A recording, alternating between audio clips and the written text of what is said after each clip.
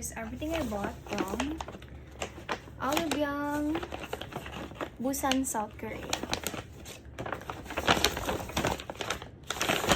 So, una kong binili is yung cleanser.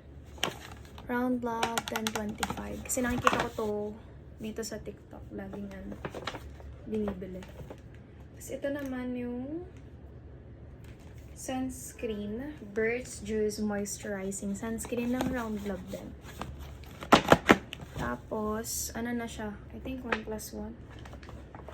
Ito naman, from Round Love din. Toner. Yan. Round Love. Puro Round Love.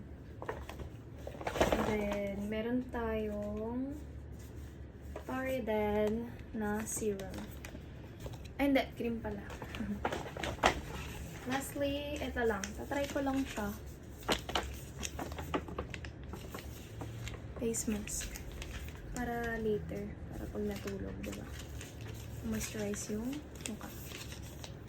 Ayan. Yan lang siya. Tapos guys, huwag nyo kakalimutan yung yung passport nyo. Nakalimutan ko kasing dalhin yung sa akin. So, hindi ko agad nakuha yung refund for the tax. Kaso, pwede ko naman siyang pwede mo pa rin naman tong ma-refund dito sa mga airport na kalagay. Okay, let's see.